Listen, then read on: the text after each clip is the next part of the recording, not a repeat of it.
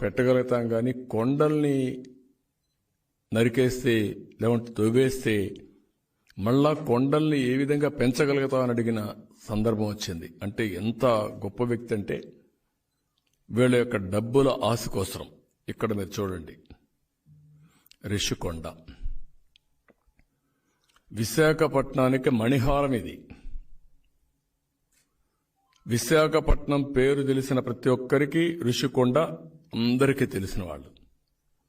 ఒకప్పుడు రిషికొండ కిందనుంది, మైనింగ్ కంటే ముందు. పక్కన రిషికొండ చూశారు, పైన రిషికొండ చూశారు. ఇక్కడ మునులు ఒకప్పుడు ఋషులంతా కూడా తపస్సు చేశారని, అదే మాదిరిగా ఎవరైనా కానీ నావిగేషన్కి వస్తే విశాఖపట్నానికి రిషికొండ చూసి ఓకే మనం విశాఖపట్నానికి వచ్చాము అని చూసుకొని గుర్తుపట్టేవాళ్ళని. అలాంటి ఒక హిస్టారికల్ మాన్యుమెంట్ని మొత్తం కొట్టేశారంటే ఎంత ధైర్యం కావాలి వీళ్ళకి. మళ్ళా కొట్టేయడమే కాకుండా ఎన్జీటీ ఆర్డర్స్ ఇస్తే దానిపైన సుప్రీంకోర్టు పోయే పరిస్థితికి వచ్చారు వీళ్ళు. ఎంత బరి తెగింపు అని అడుగుతున్నా. ఈ ముఖ్యమంత్రికి ఇచ్చింది 5 సంవత్సరాలు, రాష్ట్రానికి ఒక ట్రస్టీగా పరిపాలన అందించమని ఇచ్చారు. ఈ మరి దోచుకోమని కాదు, ఈ విధంగా నాశనం చేయమని కాదు, ఇదే మారిగా వాతావరణంతో ఆడుకోమని కాదు. దీనికి సమాధానం చెప్పే ధైర్యం ఈ ముఖ్యమంత్రికి ఉందా అని అడుగుతున్నారు. ప్రజలందరూ ఆలోచించాలి. ఒక్క విశాఖపట్నం వాళ్ళదే కాదు ఇది సమస్య, రాష్ట్ర సమస్య, భావితరాల భవిష్యత్తుకు సంబంధించిన సమస్య. ఆవేదనతో చెప్తున్నా, బాధతో చెప్తున్నా, కోపంతో చెప్తున్నా. నేను అక్కడికి వెళతానంటే నన్ను వెళ్ళనీయకుండా అడ్డుకున్నారు. నేను అడుగుతున్నా వీళ్ళని, ఏ విధంగా మీరు అడ్డుకుంటారని. అంటే మీరు తప్పు చేశారు కాబట్టి, నేను వెళితే మీ తప్పు ప్రపంచానికి తెలుస్తుంది కాబట్టి నేను వెళ్లకుండా అడ్డుకునే పరిస్థితికి వచ్చారు మీరు. అంటే నేను వెళ్లకుండా అడ్డుకోవచ్చేమో కానీ వాస్తవాన్ని మీరు రూపుమాపలేరు. ఆ విషయం గుర్తుపెట్టుకోవాల్సిందిగా గట్టిగా హెచ్చరిస్తున్నా. ఇలాంటి సంఘటనలు 75 నాకు వచ్చిన సమాచారం ప్రకారం ఇంకా ఉన్నాయి.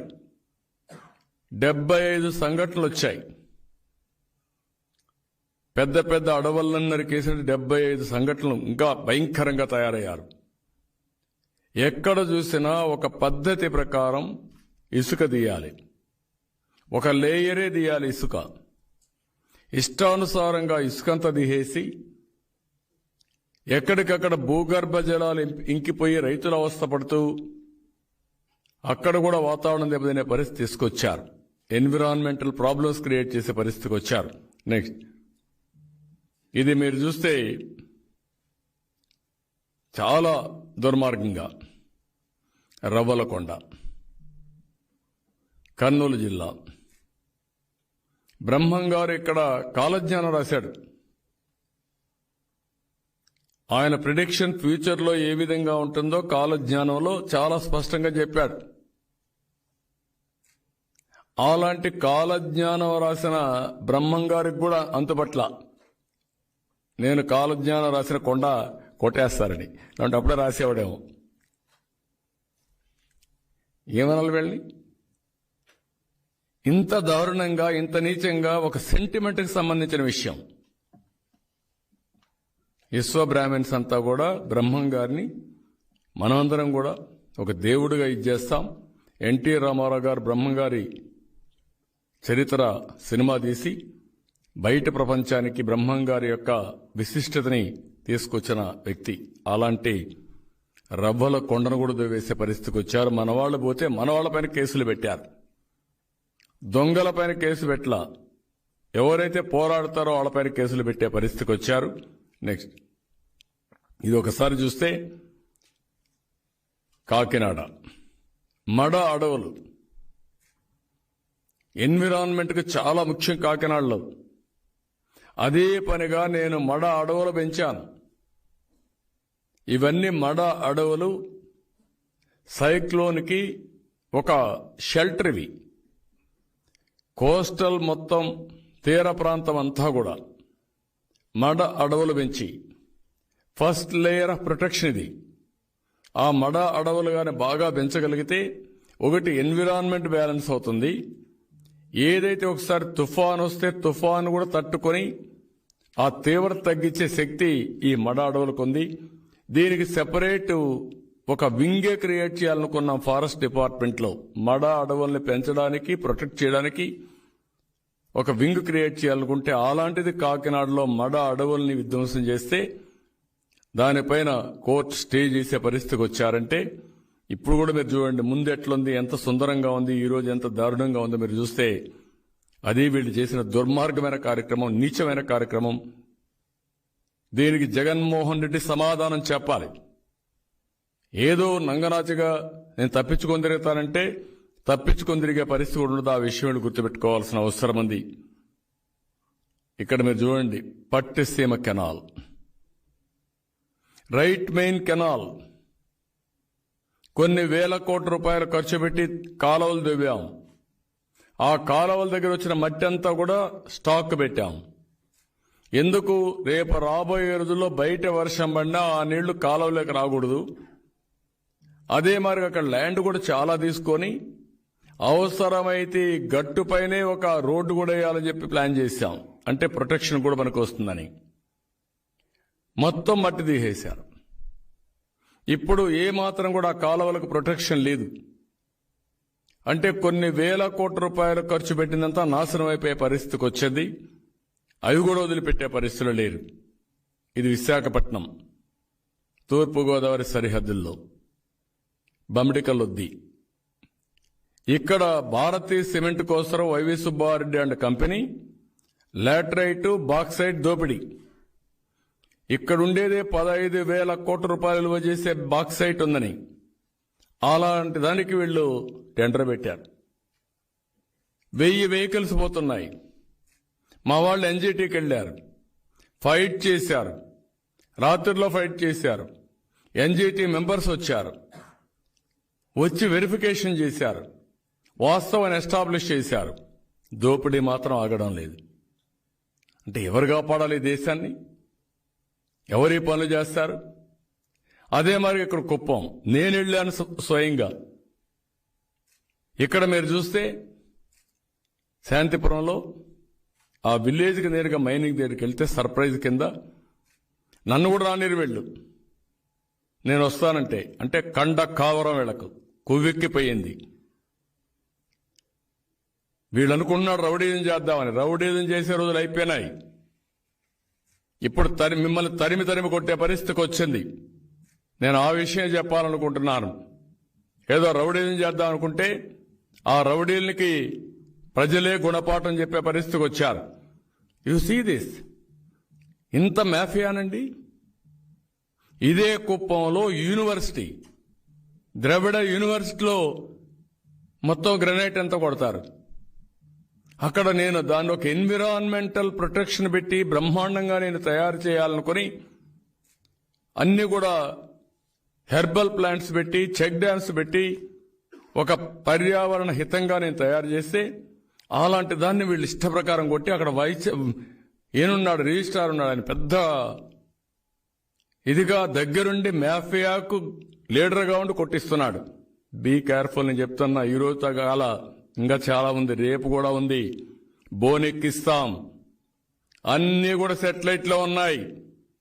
ఏ రోజు చూసినా డేట్ వారిగా సెటిలైట్లు తీసుకుంటే మొత్తం వాస్తవాలు వస్తాయి మీకు. అంత ఈజీగా ఆలోచించద్దండి. ఏదో మమ్మల్ని రానియకుండా చేస్తే భయభ్రాంతులు చేస్తే మీ ఆటలు సాగుతాయని. ఇక్కడ మీరు చూస్తే అన్నమయ్య డ్యాం ఎందుకు కొట్టుకుపోయిందండి? ఇసుక మాఫియా.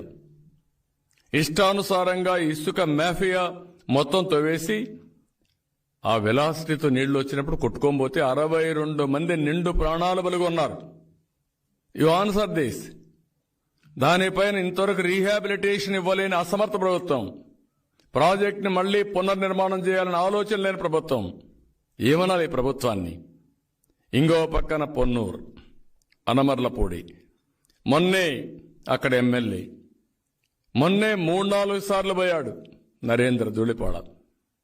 పోరాడితే ధూళిపాడని అరెస్ట్ చేస్తారు, ఈ చెరువు దువ్విన వాడిని అరెస్ట్ చేయరు. కనపడలేదా మీకు అని అడుగుతున్నా, కన్నులు ఉన్నాయని అడుగుతున్నా. మీకు ప్రభుత్వ ఆస్తులను రక్షిస్తారా? ఇలాంటి మైనింగ్ మాఫియాకి అండగా ఉంటారా? దాసోహం చేస్తారా? మీరు చెప్పాల్సిన అవసరం ఉంది. ఇక్కడ చూస్తే చిత్తూరు, బండాపల్లి, ఆ కొండ చూడండి, ఇంకా 2 రోజులుగా చెరువు అవుతుంది. ఈ పక్క చూడండి కాకినాడ, చంద్రశేఖర్ రెడ్డి అక్రమ మైనింగ్ పెద్దాపురంలో ఎంత కొట్టారు చూడండి. అంత కొండ కొట్టేసి ఈరోజు దాన్ని చెరువు చేస్తున్నారు. ఎంత దుర్మార్గం అంటే ఇది. ప్రజల్లో కూడా ఆలోచన. చిన్నప్పుడు చూశాను కొంతమంది సోషల్ యాక్టివిస్టులు. చిన్నప్పుడు చూస్తే మా ఊర్లో ఒక ఆయన ఉండేవాడు, కేశవనాయుడు గారిని ఒక ఆయన ఉండేవాడు. ఆయన ఎవరైనా అడవిలోకి పోయి చెట్లు కొడతా ఉన్నా, లేకపోతే అడవిని ధ్వంసం చేస్తా ఉంటే, మేము స్టూడెంట్స్గా ఉంటే మమ్మల్ని పిలిచి మా దగ్గర పిటిషన్ పెట్టించేవాళ్ళు. నేను పెడతా ఉంటే వీళ్ళు సరిగ్గా యాక్షన్ తీసుకోవడం లేదు, మీరు పెట్టండి అని ఆయనే రాసి మా దగ్గర పెట్టించేవాళ్ళు. అలాంటి సోషల్ యాక్టివిస్టులు పనిచేశారు. ఇలాంటి ప్రభుత్వాలు, దున్నపోత మీద వర్షం పడినా లెక్కలేని ప్రభుత్వాలు తయారైపోయినాయి. ఈ ముఖ్యమంత్రి తయారయ్యే పరిస్థితికి వచ్చాడు. ఈరోజు ఇచ్చాపురంలో మీరు చూడండి ఎంత దారుణం అంటే, ఒక కొండ కొట్టేశారు. కృష్ణా జిల్లాలో కొండపావులూరు రోజుకు 300 టిప్పర్లు వెళ్ళిపోతున్నాయి. ఏమనాలి వెళ్ళని అడుగుతున్నా నేను. కడప చలమారెడ్డిపల్లి కొండను మాయం చేసేశారు, మొత్తం కొట్టేశారు. ఈస్ట్ గోదావరి జిల్లాలో మీరు చూడండి వేమగిరి కొండలు చూడండి, చెరువు అయింది. వేమగిరి కొండలు పోయి చెరువు తయారైపోయింది. ఇప్పుడు ఇంకో పక్కన ఇది కృష్ణా కొండపల్లి, ఇక్కడే ఉమామహేశ్వరరావుని అరెస్ట్ చేసింది. ఎంత దారుణం అంటే, ముందుండే కొండది ఫారెస్ట్ ఏరియా, కింద నుండేది వీళ్ళు వచ్చిన తర్వాత జరిగింది. ఇంకో పక్కన నెక్స్ట్ నెల్లిమర్ల, ఎంత బాగా ఉండే కొండ. ఇవన్నీ నేషనల్ హైవేలో పోతే చూస్తుంటే ఓసారి ఆనందంగా, కళ్ళకు ఇంపుగా, ఒక ఆహ్లాదకరమైన వాతావరణంలో మనం జర్నీ చేసే పరిస్థితి వచ్చింది. ఎక్కడైనా మీరు చూడండి, కొండలు ఎక్కడైతే అందంగా ఉంటాయో, జపాన్లో అయితే నేను పోయి చూసా. జపాన్లో కొండల్లో డిఫరెంట్ వెరైటీ ఆఫ్ చెట్లు పెట్టి, ఫ్లవర్స్ కూడా సీజనల్ ఫ్లవర్స్ వచ్చి పెట్టి, హెర్బల్ ప్లాంట్స్ కూడా పెట్టి, ఆ కొండలను చూస్తే మనకు ఒక ఆనందంగా, ఆహ్లాదంగా, ఆరోగ్యపరంగా తయారు చేసే పరిస్థితికి వచ్చారు. నేను అదే మాదిరిగా ఈ రాష్ట్రంలో గ్రీన్ కవర్ పెంచాలని మ్యాక్సిమం ట్రై చేసి హైయెస్ట్ గ్రీన్ కవర్ పెంచాం. దేశంలోనే నెంబర్ 1 గ్రీన్ కవర్లో 14-19 కానీ 95-2004 కానీ హైయెస్ట్ ఆంధ్రప్రదేశ్. ఆ రోజు హైదరాబాద్లో ఆ రోజు చెట్లు పెట్టాం. ఈరోజు హైదరాబాద్ మొత్తం చెట్లతో బ్రహ్మాండంగా, ఒక ఆహ్లాదకరంగా, ఒక లివబుల్ ప్లేస్గా తయారైంది. Most liveable city. Quality of life ఊరికే రాలా, చెట్ల వల్ల వచ్చింది, ఇన్ఫ్రాస్ట్రక్చర్ వల్ల వచ్చింది, అక్కడుండే ఫెసిలిటీస్ వల్ల వచ్చింది. అలాంటిది ఇంత దారుణంగా తవ్వేసే పరిస్థితికి వచ్చారు. అనంతపురం జిల్లా పగలు రాత్రి అనుకున్న మొత్తం టిప్పర్లు పెట్టి కొట్టే పరిస్థితికి వచ్చారు. ఇంకో పక్క పీలేరు, సేమ్ థింగ్. మీరు చూడండి, అన్ని కొండలు. ఒకప్పుడు సుందరంగా ఉండే కొండలన్నీ ఇప్పుడు గుండు కొట్టేట్టు తయారు చేశారు. ఆ తర్వాత కొండల్ని చెరువులు చేసే పరిస్థితికి వచ్చారు. గుంటూరులో ఇది మీరు చూస్తే లామ్ క్వారీ, లామ్ గ్రామం కొండ చూడండి, మొత్తం కొట్టేశారు. ఆ ఏరియా పోతే మన రాజధాని ఏరియాలో ఈ కొండలు ఒక అందమైన కొండలు. హైదరాబాద్లో కానీ వేరే సిటీస్కి లేనటువంటి కొండలు మన అమరావతికి ఉన్నాయి. అలాంటి కొండలన్నీ కూడా కొట్టేసే పరిస్థితికి వచ్చారు.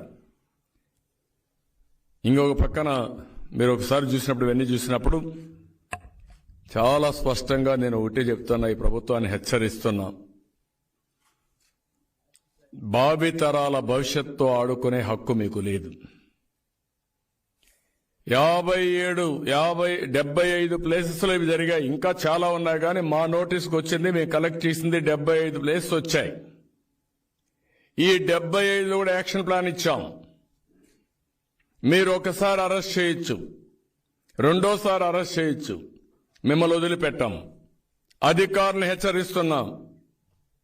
మీరేదో గవర్నమెంట్ చెప్పిందని సమాజానికి చెడు చేసే విధంగా, భావితరాలకు నష్టం వచ్చే విధంగా, రాష్ట్రాన్ని నాశనం చేసే విధంగా మీరు ప్రవర్తిస్తే అది మంచిది కాదు. నేను అడుగుతున్నా, ఇండియన్ ఫారెస్ట్ సర్వీస్ ఆఫీసర్స్, ఒకప్పుడు గాని మీరు ఎక్కడన్నా గాని ఒక ఇంచ్ డిఫరెన్స్ వస్తే ఇది ఎక్కడో ఇల్లు కట్టుకున్నాడు, ఎందుకయ్యా మీరు ఇది చేస్తారంటే, కాదు సార్ ఇది ఫారెస్ట్ అని ప్రొటెక్ట్ చేసిన మీరు ఈరోజు దాసోహం అనే పరిస్థితికి వచ్చారు. వై? మీరు ఇండియన్ ఫారెస్ట్ సర్వీస్ ఏది ఉందో దాని విశిష్టత మీరు కాపాడుకుంటారా లేదా అని అడుగుతున్నా నేను. దీనికి సమాధానం చెప్పమని ఇండియన్ ఫారెస్ట్ సర్వీస్ను క్వశ్చన్ చేస్తున్నా. ఇన్ని నేను చూపించాను. నేను చూపించిన దాంట్లో mining department, forest department, revenue department, you answer this. ఈరోజు ఒక ఎంఆర్ఓ ఉండొచ్చు, ఒక మైనింగ్ అసిస్టెంట్ డైరెక్టర్ ఉండొచ్చు, ఒక ఐఎఫ్ఎస్ ఆఫీసర్, ఒక రేంజ్కో ఒక జిల్లాకో మీరు ఫారెస్ట్ ఆఫీసర్గా ఉండొచ్చు. టుమారో మీరు ఎక్కడున్నారు, ఏ పీరియడ్లో జరిగిందో మీ అందరికి కూడా ఇవన్నీ బుక్ అవుతాయి. గూగుల్ మ్యాప్ లో ఎవ్రీ ఇయర్, ఎవ్రీ 6 నెలలకు ఒకసారి వస్తాయి, డేట్ వారిగా వస్తూ ఉంటాయి. అప్పుడు you have to answer all these things. ఈరోజు తప్పుడు రికార్డులు చూపించి మీరు బయటపడచ్చు, కానీ వాస్తవ రికార్డులు వచ్చినప్పుడు మీరందరూ అడ్డంగా బుక్ కావడం ఖాయం. ఈ విషయం గుర్తుపెట్టుకోండి. నేను మీ మీద కోపంతో చెప్పడం లేదు, రాష్ట్రం మీద అభిమానంతో చెప్తున్నా. సమాజం పైన నాకుండే ఒక కమిట్మెంట్ తో చెప్తున్నా. ఈ విషయం మీరు గుర్తుపెట్టుకోండి. ఏ వ్యక్తి కోసం నేను రాజీ పడడం లేదు. తాత్కాలికంగా మీరు ఇబ్బంది పెట్టచ్చు, నన్ను కూడా తిట్టచ్చు, నన్ను నిలయచ్చు బయట వస్తే, లేకుంటే పోనీయకుండా చేయొచ్చు. దాంతో నిలిచిపోతా అనుకుంటే అది మీ భ్రమ. ఈ విషయం మీరు గుర్తుపెట్టుకోండి. నా పోరాటం మీతో కాదు, ఏదైతే సమాజానికి చెడు చేసే వ్యక్తులతో, వ్యవస్థలతో నా పోరాటం. ఆ విషయం ప్రతి ఒక్క వ్యక్తి గుర్తుపెట్టుకోవాల్సిన అవసరం ఉంది. అందుకే మళ్ళా ప్రజలందరూ కూడా విజ్ఞప్తి చేస్తున్నా, సమాజ హితం కోసం విజ్ఞప్తి చేస్తున్నా, భవిష్యత్తు కోసం విజ్ఞప్తి చేస్తున్నా. డబ్బులు పోతే సంపాదిస్తాం, ఆస్తులు పోతే మళ్ళా కొంటాం. సహజ సంపద మన కొండలు పోతే మళ్ళా తిరిగి రావు. తిరిగి ఎన్ని వందల కోట్లు, వేల కోట్ల రూపాయలు ఖర్చు పెట్టినా ఆ కొండలు తిరిగి వచ్చే పరిస్థితి లేదు. వాతావరణం ఒకసారి ప్రకృతి నాశనం చేసిన తర్వాత ఆ ప్రకృతి విలయతాండవం చేస్తే తట్టుకునే శక్తి మనకుండదు. ఇలాంటి దొంగ వ్యక్తుల కోసం, ఇలాంటి సమాజ సంఘ వ్యతిరేక వ్యక్తుల కోసం మనం గమ్మునుంటే కూడా మనకి ఇబ్బంది వస్తుంది. ఎక్కడికక్కడ అడ్డుపడదాం. నీ సిమెంట్ కోసం, నీ సిమెంట్ ఫ్యాక్టరీ కోసం 1000 లారీలు తెప్పించుకుంటావా నువ్వు? అక్కడొస్తే కేసులు పెడతావా? అక్కడొస్తే ఇంకొక కేసు పెడతాడు. ఎవరైతే పోరాడతారో వాళ్ళ మీద పాతవన్నీ వెరిఫై చేసి ఎక్కడ కేసులుంటే అక్కడ కేసులు పెట్టి వాళ్ళు వేధించే పరిస్థితికి వచ్చింది. ఇప్పుడే సత్యవేడు ఒక ఎగ్జాంపుల్ చెప్తున్నా. ఇక్కడ మైక్ ఇవ్వండి, నువ్వు ఎక్స్ప్లెయిన్ చేయమా. ఒక్క నిమిషం నువ్వు ఎక్స్ప్లెయిన్ చేయి, చెప్తా. మైక్ ఇవ్వండి, ఎక్స్ప్లెయిన్. సత్యవేడు మండలం కాదిరేడు పంచాయతీ బాలకృష్ణ గ్రామం. ఇరువురు మధ్యలో అక్రమంగా క్వారీ తోలుతున్నానని అడిగాను సుధీర్ అనేటువంటి వ్యక్తిని. నాకు పర్మిషన్ ఉంది, నేను తోలుకుంటాను, మీకు చాకరీ చేసుకో అని చెప్పారు. నేను హైకోర్టుని మా ఇన్ఛార్జ్ జడి రాజాగారి ఇద్దరు కలిసి రిట్ పిటిషన్ వేశాము. స్టే ఇచ్చారు, 8th ఇచ్చారు. మళ్ళీ నన్ను పోలీసులు ఫోన్ చేసి స్టేషన్ దగ్గరికి రా అని అడిగారు. మీరు ఎఫ్ఐఆర్ కట్టుకోండి వస్తానని చెప్పాను. అప్పుడు మన పార్టీ కొన్ని వ్యక్తులు వైకాపాలు కోవట్టయి నా మీద తప్పుడు కేసు కట్టించారు. నాకు ప్రాణహాని ఉంది, అడిగితే మేము పెద్దిరెడ్డి మనుషులు చెప్తున్నారు. ఇక్కడ మీరు చూస్తే ఇతని మీద కావాలని బెదిరించి కేసులు పెట్టే పరిస్థితికి వచ్చి, ఇతన్ని ఎవరైతే విజిల్ బ్లోవర్ కింద అక్కడ జరిగే దానిపైన పోరాడుతూ ఉండి కోర్టుకు కూడా వెళ్ళి ఫైట్ చేస్తూ ఉంటే అతనిపైన కేసు పెట్టి వేధించే పరిస్థితి, అక్కడ ఒకరిద్దరు తెలుగుదేశం వాళ్ళు కూడా మ్యానిపులేట్ చేసే పరిస్థితికి వచ్చారు. I'm very clear, Telugu Desam party వాళ్ళు ఎవరు కూడా నిజమైన కార్యకర్తలు పోవడానికి వీల్లేదు. అదే మాదిరిగా అక్కడ ఎవరైతే మంత్రి ఉన్నాడు, మైనింగ్ మినిస్టర్ ఉన్నాడు, ఇష్టానుసారంగా జిల్లా అంతా దోచుకునే పరిస్థితి వచ్చాడు. నేను చూపించాను. బండపల్లి, చిత్తూరు, పీలేర్, కుప్పం, సత్యవేడు ఎవ్రీవేర్ దోపిడీ చేసే పరిస్థితికి వచ్చారు. అడిగితే ఎవరినని అడుగుతారు? పోలీసులు ఉన్నారు, కేసులు పెట్టిస్తా, లేవంటే వీళ్ళందరినీ బెదిరించే పరిస్థితికి వస్తున్నారు. ఈ సాక్షాత్ అతన్ని థ్రెటన్ చేయడం, బెదిరించడం. నేను చాలా మందిని కూడా చేశారు ఇంతవరకే. మళ్ళా హెచ్చరిస్తున్నా, మీరు ఇదే పందాలో గాని ముందుకు పోతే మీకు చాలా తీవ్రంగా పరిణామాలు ఉంటాయి. ఇప్పటికే మీ పని అయిపోయింది. ఈరోజు సర్వేలో కూడా చెప్పారు, చూశారు. 20వ ప్లేస్కి వెళ్ళాడు ఈయన. ఈ ముఖ్యమంత్రి 20వ స్థానంలోకి వెళ్ళాడు. ఇప్పుడు కంపరం పుట్టింది. ఇంకా దోపిడీకి అడ్డం వస్తున్నామని మా మీద పడిపోతున్నాడు. మా మీద తప్పుడు కేసులు పెట్టి మమ్మల్ని వేధించి ఆ దోపిడీ యథాతథంగా కొనసాగించాలని ఈ రోజే మా వాళ్ళు చెప్పారు. మద్యం కూడా అంటే నీ దోపిడీకి, నీ ధనదాహానికి అంతు లేదని అడుగుతున్నా నేను. ఏమైంది? శ్రీలంకలో పారిపోయారు. పారిపోతే కూడా ప్రజల ఆగ్రహం వచ్చి నిలేసే పరిస్థితికి వచ్చారు. ఆంధ్రప్రదేశ్ ఉండే ప్రజానికాన్ని కోరుతున్నా, మీరు కూడా ఆలోచించుకోవాలి. మీ భవిష్యత్తుకు సంబంధించిన విషయం, మనందరి భవిష్యత్తుకు సంబంధించిన విషయం, భావి తరాల భవిష్యత్తుకు సంబంధించిన విషయం. ఎవరైనా ఒక రాజకీయ పార్టీ పోరాడితే వాళ్లపైన కేసులు పెట్టి వాళ్లపైన దాడులు చేస్తున్నారు. వ్యక్తులు పోరాడితే వాళ్ళకు అండగా మేము పోయినా వాళ్ళకు కావాలని చెప్పి కేసులు పెట్టి చేసే పరిస్థితికి వచ్చారు. అందుకే ప్రజలకు విజ్ఞప్తి చేస్తున్నా, కలిసి రండి, అందరం చైతన్యవంతులవుదాం, అందరం కలిసి పోరాడదాం. కలిసి పోరాడితే తప్ప ఈ రాష్ట్రాన్ని కాపాడుకోలేం. ఆ విషయం గుర్తుపెట్టుకోవాల్సిందే ప్రజలందరికీ విజ్ఞప్తి చేస్తూ మరొక్కసారి నేను అడుగుతున్నా, ఈరోజు మైనింగ్ డిపార్ట్మెంట్, ఫారెస్ట్ డిపార్ట్మెంట్, అదే మరిగా revenue department can answer this. Chief secretary can answer. Your all India officer. నేను సాక్ష్యాధారాలు పెట్టాను. నేను అవసరమైతే ఇవన్నీ ప్రూవ్ చేస్తా, గూగుల్ మ్యాప్ లో ప్రూవ్ చేస్తా. ధైర్యం ఉంటే యాక్షన్ తీసుకుంటారా లేదని సవాల్ విసురుతున్నా. మీరు గాని యాక్షన్ తీసుకోవచ్చు, చరిత్రహీనులుగా మిగిలిపోతారు. ఆ విషయం కూడా మీరు గుర్తుపెట్టుకోవాల్సిందిగా మరొక్కసారి హెచ్చరిస్తూ ఈరోజు ప్రభుత్వాన్ని కూడా హెచ్చరిస్తున్నా, మీ ఆటలు సాగనీయం. 75 ప్లేసులు ఎక్కడికక్కడ అడ్డుకుంటాం. అవసరమైతే మీరు కేసులు పెట్టినా ఫైట్ చేస్తాం, పోరాడతాం. మళ్లీ ఈ అడవులు కాపాడే వరకు మళ్లీ ఎవరు చేయలేం. ఎందుకంటే ఇది ఒకసారి చెరువు అయినాక మనం పూడ్చచ్చు, మట్టిదే చేయొచ్చు, కానీ మళ్ళా కొండలు మాత్రం తయారు కావు. చాలా దారుణం. చాలా తీవ్రంగా ఖండిస్తూ దీన్ని చాలా గట్టిగా వ్యతిరేకిస్తూ తీవ్రంగా గ్రహిస్తున్నాం. ఓకే అమ్మా, కూర్చో.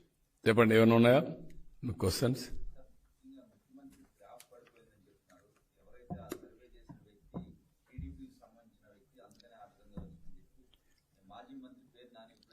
అదే కదా వచ్చింది. ఎవడు ఏం చేసినా ఇప్పుడు కొండలు కూడా దువ్వేసిన మేమే కదా. రేపు ఆ మాట చెప్తాడు, కొండలు కూడా మీరే దువ్వేశారంటాడు. అలాంటి చౌకబారు రాజకీయాలు చేస్తున్నారు వాళ్ళు. ఆల్ ఇండియా లెవెల్ చేశారు. ఆల్ ఇండియా లెవెల్లో చేసి ఏ జరిగినా దానికి మేమే కారణం. మీకే వచ్చే రిపోర్ట్లు మీ గ్రాఫ్ పడిపోయిందని, నీకే వస్తున్నాయి, ఎక్కడ పబ్లిక్ రావడం లేదని. ఏమైనా నీ గడప గడపకు మన ప్రభుత్వం ఎత్తిపోయిందా లేదా? నిలదీశారా లేదా?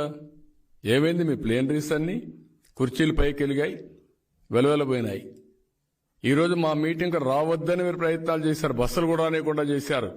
నేను అడుగుతున్నా, ఇక్కడ మీటింగ్కి ఎన్ని బస్సులు వచ్చాయండి? ఎవడ బస్సు అమ్మండి? ప్రైవేట్ బస్సులు రాలా, స్కూల్ బస్సులు రాలా?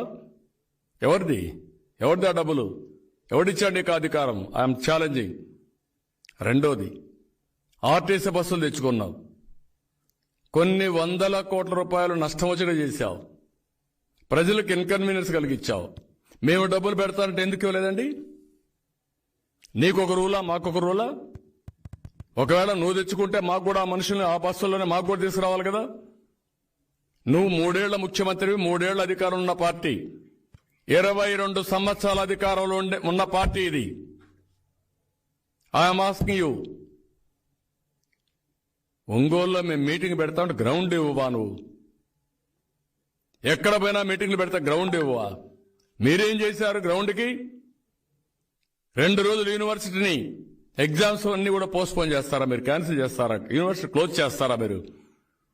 మొత్తం రాష్ట్రంలో కాలేజీలు, స్కూల్స్ అన్ని క్లోజ్ చేస్తారా మీరు? బస్సులు లేవని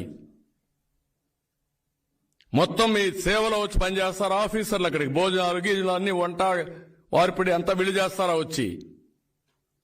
ఏమనుకుంటున్నారు మీరు? బుల్డోజర్స్, లెవలింగ్ ఎవరికి తెలియదని ఇవన్నీ. అందుకే అడుగుతున్న, రాజకీయాల్లో విలువలుంటాయి. అధికార దుర్వినియోగానికి పరాకాష్ట మీరు గుర్తుపెట్టుకోండి. వేరే పార్టీలపైన దాడులు చేసి 24 గంటలు మాట్లాడితే మీకు అప్పర్ హ్యాండ్ వస్తుంది అనుకుంటే అది జరగదు. అది గుర్తుపెట్టుకోవాల్సిందిగా హెచ్చరిస్తున్నా.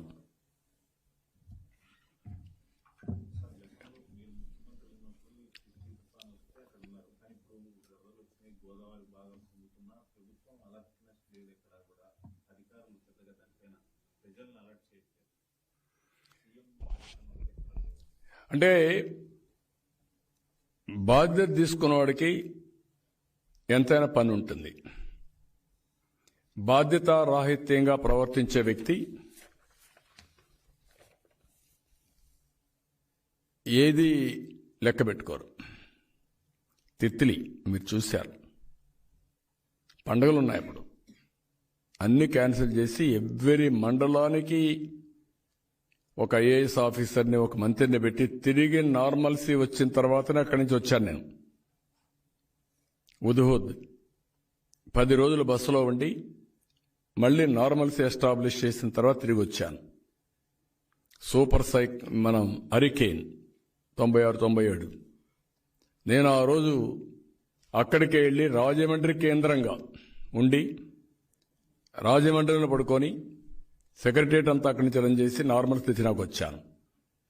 హైదరాబాద్లో వరదలు వస్తే హైదరాబాద్ సెక్రటరియట్ పక్కనే ఉంటుంది మున్సిపల్ కార్పొరేషన్ ఆఫీస్. సెక్రటరియట్ నుంచి ఆపరేట్ చేయాల, మున్సిపల్ కార్పొరేట్ ఆఫీస్ ఆపరేట్ చేశా. ఆ ఫోకస్ కోసరం, అలర్ట్ కోసరం, ఒక నమ్మకాన్ని కల్పించడం కోసరం, ఒక భరోసా ఇవ్వడం కోసరం. మీరేం చేశారు? ఎక్కడో శ్రీకాకుళంలో సైక్లోన్ వస్తుందనుకుంటే అది క్రాస్ అయి భువనేశ్వర్ టచ్ అయి హిట్ చేస్తే, భువనేశ్వర్ ఆ రోజు ఉండే ముఖ్యమంత్రికి నేనే ఫస్ట్ ఫోన్ మన ఎస్పీ శ్రీకాకుళం ఎస్పీ ఇచ్చాడు. 99 సూపర్ సైక్లోన్. అది తెలుగుదేశం పార్టీ కమిట్మెంట్. అది వర్షాలు పడితే లెక్కలేదు, వరదలు వచ్చిన లెక్క పెట్టలేదు, ప్రజలు చనిపోయిన లెక్కలేదు. అంటే మీకు ఒక బాధ్యత లేదు. తిరిగి మాట్లాడితే మా మీద దాడి చేస్తారు. పోలవరం దెబ్బతిన్నా లెక్కలేదు, అమరావతి నాశనమైన లెక్కలేదు. ఏది ఏమైనా ఇలాంటి ప్రభుత్వం ఉండడం మనందరికీ దురదృష్టం. ఈ కష్టకాలంలో ఒకటే చెప్తున్నా, మళ్ళా ప్రభుత్వాన్ని డిమాండ్ చేస్తున్నా, ఆఫీసర్లు డిమాండ్ చేస్తున్నా, మీరైనా బాధ్యతగా ప్రవర్తించండి. అదే సమయంలో తెలుగుదేశం పార్టీ నాయకుల్ని, కార్యకర్తలందరినీ కోరుతున్నా, మీకు చేతనైనంత వరకు ప్రజలకు అండగా ఉండండి, బాధితులకు తోడుగా ఉండండి, వీళ్ళంత వరకు సహాయ కార్యక్రమాలు చేయండి. ఆ రోజు మేము చేసింది కూడా ఫస్ట్ ముందుగానే అలర్ట్ చేయడం. ఇప్పుడు గోదావరి ఫ్లడ్స్ ఒక రోజులో రాదు, గుర్తుపెట్టుకోవాలి మీరందరూ. ఎక్కడ నాసిక్, అక్కడి నుంచి వాటర్ వస్తే ఎవ్రీవేర్ దెర్ ఆర్, ఈ రివర్లో ఎంత వాటర్ వస్తుందో మెజర్ చేసే గేజెస్ అన్నీ ఉంటాయి. First level, second level, third level, ఈ మార్గ అలర్ట్స్ అన్నీ ఉంటాయి. ఆ నీళ్లు ఎంత ఫ్లో వస్తుంది మొత్తం కూడా క్యాలిక్యులేషన్స్ ఉంటాయి. సిడబ్ల్యూసి ఎప్పటికప్పుడు ఇస్తారు. ఇచ్చిన తర్వాత మనం అప్రమత్తంగా ఉండి ముందుగానే అలర్ట్ చేసి వాళ్ళందరినీ రీహాబిలిటేషన్ చేయాలి. అక్కడి నుంచి తీసుకెళ్లిన తర్వాత వాళ్ళందరినీ సేఫ్టీ ప్లేస్లో పెట్టడం, భోజనాలు పెట్టడం, ఇవన్నీ చేసి ఇది నార్మల్సీ వచ్చిన తర్వాత తిరిగి పంపించే పరిస్థితి రావాలి. అక్కడి నుంచి రెస్టరేషన్ కానీ, వీళ్ళందరికీ చేయాల్సిన పనులు కానీ అవన్నీ చేయాల్సిన అవసరం ఉంది. ఆ రోజు మీరు చూస్తే ఎవడు వరదల్లోకి వచ్చినా, వరద అనేది కరువు అయినా సరే కొద్దిగా సస్టైన్ అవుతాం, కొంచెం టైం పడుతుంది. కానీ వరద అనేది చెప్పి రాదు. టకామని వస్తుంది. ఆ వరదలో అప్రమత్తంగా లేకపోతే కొంచెం చనిపోతాం, ప్రాపర్టీస్ మొత్తం పోతాయి, మళ్ళా కోలుకొని దెబ్బ వస్తుంది. అదే తెలుగుదేశం పార్టీ ఆ రోజు ఆలోచించాం. ఎక్కడ వరద వచ్చినా ఎక్కడ ముందుగానే even cyclones advance prediction model కూడా తీసుకొచ్చాం. ఎంత వెలాసిటీతో వస్తుంది, ఏ విధంగా వస్తుంది, ఫ్లడ్ మేనేజ్మెంట్ ఎట్టుండాలి, ఇవన్నీ కూడా వర్కౌట్ చేసి మాన్యువల్ కూడా తయారు చేశాం. ఇప్పుడు అన్నీ పోయినాయి, మొత్తం నాశనం చేసే పరిస్థితికి వచ్చారు. ఉదూద్ అయిన తర్వాత నేను టక్కర్తో కమిటీ వేశా, ఏదైతే మాన్యువల్ మళ్ళా రివైవ్ చేయమని. సైక్లోన్ మాన్యువల్స్ అన్ని, నేచురల్ కెలామిటీ మాన్యువల్స్ అన్ని ఇచ్చేయమంటే నిన్న మీరు చూశారు సుప్రీంకోర్టులో వీళ్ళకు వార్తలు పెట్టారు. కోవిడ్ డబ్బుల్ని మిస్యూజ్ చేస్తారండి, 1100 కోట్లు 1200 కోట్లు. What is this? అంటే మీకు లెక్క ఉందని అడుగుతున్నా. కోవిడ్ అనేది చాలా భయంకరంగా ప్రతి ఒక్క వ్యక్తి సఫర్ అయ్యాడు. వాళ్ళకు వచ్చిన డబ్బులను కూడా మీరు మిస్యూజ్ చేశారు, వేరే అకౌంట్ డైవర్ట్ చేసుకున్నారు. సుప్రీంకోర్టు వార్తలు పెట్టే పరిస్థితికి వచ్చింది. Natural calamity fund government of India ఇస్తుంది, మన ఫండ్ పెడతాం, రెండూ కలిపి డిజాస్టర్ మేనేజ్మెంట్ చేస్తాం. అలాంటి ఫండ్ను కూడా మీరు డైవర్ట్ చేసే పరిస్థితికి వచ్చారు. ఇవన్నీ కూడా చాలా బాధాకరమైన సంఘటనలు రాష్ట్రంలో చాలా దారుణంగా ఉన్నాయి. ఇవన్నీ కూడా నేను చాలా తీవ్రంగా ఖండిస్తున్నా, గర్హిస్తున్నా. ఇంకా మనకు సఫరింగ్ తప్పదు. ఇలాంటి దుర్మార్గులు వచ్చిన తర్వాత అందరికీ వస్తాయి, కానీ అందరూ కూడా ధైర్యంగా ముందుకు పోవడం తప్ప వేరే మార్గం లేదు. Thank you.